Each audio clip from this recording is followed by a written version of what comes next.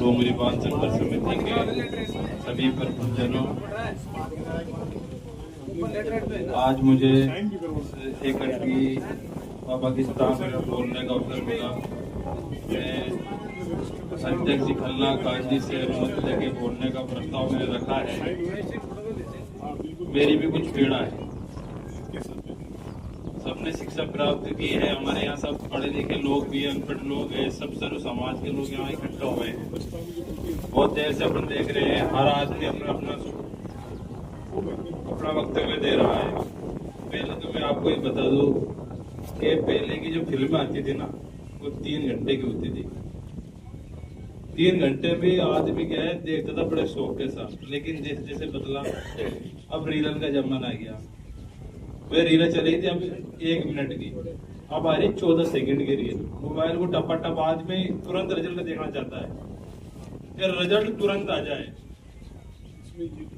कोई भी आंदोलन हो लंबा चलता है। ये बांधों का आंदोलन आप पढ़ो, किताबें देखो, बहुत लंबे लंबे चलते हैं। 55 साल, 35 साल तक इनका इतिहास रहा है। आज हमको 1 साल हुए। आज बड़ी खुशी की बात है कि हम आज भी एक के साथ या 100-150 आदमी एक इस भूमि पर इकट्ठा हुए हैं। मुकदमे लगे हैं, स्टूडेंटों पे लगे हैं, नौजवानों पे लगे हैं, बूढ़ों पे लगे हैं, अनपढ़ों पे लगे हैं, सब पे लगे हैं। देखो नुकसान तो पूरा भारी भरकम हो रहा सबका, समय भी खराब हो रहा है। लेकिन इससे बड़ा क्या समय खराब होगा कि हम विस्थापित हो जाएंगे। जब सारी चीज चली जाएगी तो अपने पास बचेगा क्या? वो बहुत बड़ी बात है। पहली बात मैं आपसे कह रहा हूँ, मेरा जो सुझाव है सुनना। मेरा ये मसला है कि देखो सरकारें कब सुनती है। अपन अगर उग्र होंगे तो पुलिस मुकदमे दर्ज करेगी और दमादम मुकदमे टेकते जाएंगे। एक आदमी के खिलाफ 5-5 6 मुकदमे हो जाएंगे। अभी डोंगरी बांध की जो स्थिति है, अभी ना तो कोई ऐसी चीज हो रखी है, कोई मशीनरी आ गई हो या कोई हो तो अपन उग्र हो गए। अभी कागजों में गुप्पा चुप्पी का खेल चल रहा है।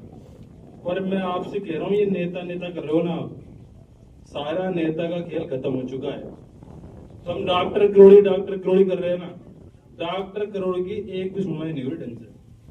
वाकई खिलाफ मुकदमे दर्ज हो रहे हैं। मैं हकीकत में कह रहा हूं ये बात।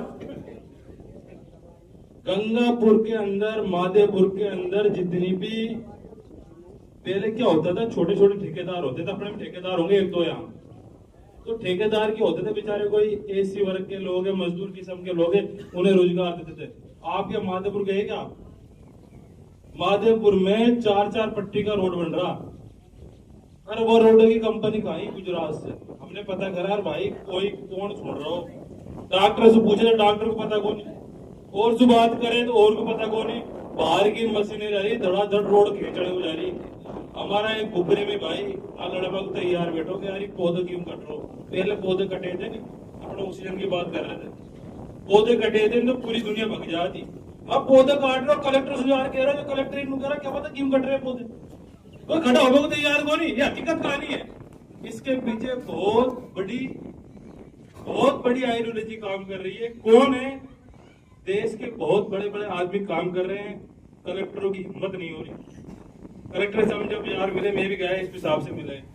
एसपी साहब ने एक बात कही थी कि मैं नहीं चाहता था कि मुकदमे दर्ज हो, मैं नहीं चाहता था मुकदमे दर्ज हो। ये भी किसान का बेटा हूं। किसान ने कहा था कि उसने, कलेक्टर साहब ने कहा था मैं भी किसान का बेटा हूं, मैं भी नहीं चाहता था कि मुकदमे दर्ज हो इन बच्चों के खिलाफ। हम भी किसान की औलाद है। अगर किसी की जमीन जाती है तो हमें भी दुख होता है, लेकिन हमारे भी हाथ सरकार से बंधे हुए हैं। तो इस बात को गहराई से सोचो। जिस चीज को हम देख रहे हैं, अब मैं बताऊं आपको, पश्चिम में अलग लड़ाई चल रही है। वहां मुस्लिम और भी काट रही थी, वहां जाट राजपूत बहुत बढ़िया मतलब मोहब्बत के साथ रहता था। हमारे पास टीचर रहते हैं, वो बताते थे हमको, इतना जोर का भाईचारा था। कोई मजार को मान रहा, वो मस्जिद में जा रहे, वह मंदिर में जा रहे। आज क्या का गेम चल रहा है?